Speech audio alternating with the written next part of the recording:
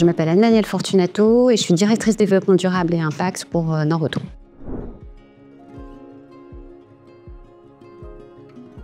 C'est vrai qu'on commence vraiment à ressentir les impacts du changement climatique, notamment avec des effets de haute chaleur, de grosse chaleur, de canicule. Alors plus spécialement dans les centres du sud.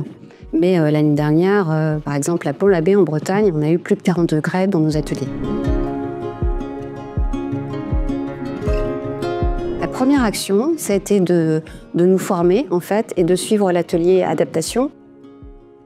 À cette occasion, on avait invité des opérationnels, des directeurs de centre, des collaborateurs de la direction des ressources humaines, dont la DRH. Et à l'issue de cet atelier, on s'est rendu compte en fait, du bénéfice, de l'importance de cet atelier et qu'il était vraiment important de nous former pour pouvoir transmettre cette formation à l'ensemble des équipes, à l'équipe dirigeante, mais aussi nos directeurs de centre. Alors aujourd'hui, on a 280 centres chez Nord-Auto en succursale. Notre objectif, il est peut-être ambitieux, mais on a une volonté de les former, de les sensibiliser sur le sujet de l'adaptation. Les prochaines étapes pour l'adaptation au changement climatique, c'est déjà donc de former, de sensibiliser. Et ce qui est important pour nous aussi, c'est de faire un diagnostic de vulnérabilité sur l'ensemble de notre chaîne de valeur. Là, je vous ai parlé de nos sites qui sont en aval, et c'est important aussi de réfléchir à cette vulnérabilité pour l'approvisionnement, pour le transport de nos marchandises. Donc ça, c'est important.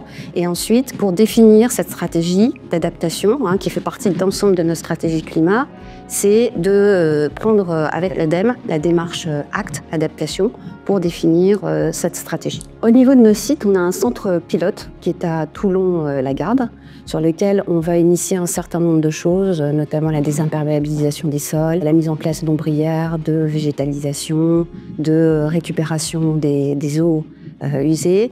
Et sur ce site, on est en pourparlers avec la région Grand Sud et avec l'Agence de l'eau pour pouvoir potentiellement bénéficier de subventions.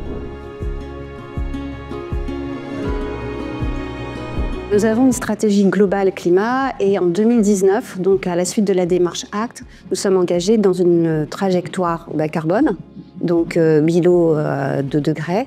Donc ça veut dire qu'on doit réduire nos émissions de gaz à effet de serre de 5% sur nos émissions directes et 2,5% sur nos émissions indirectes. Ce qui est très important, c'est d'avoir en parallèle de cette démarche d'atténuation, cette démarche d'adaptation et de prendre en considération en fait l'évolution, la transformation en fait de la France aussi avec une augmentation des températures à 2 et à 3 degrés. Donc ce qu'il faut bien être conscient, c'est que les investissements qui sont faits en matière d'atténuation prennent bien en considération ce qui va se passer au niveau de l'adaptation de notre modèle dans cette France qui va être en surchauffe.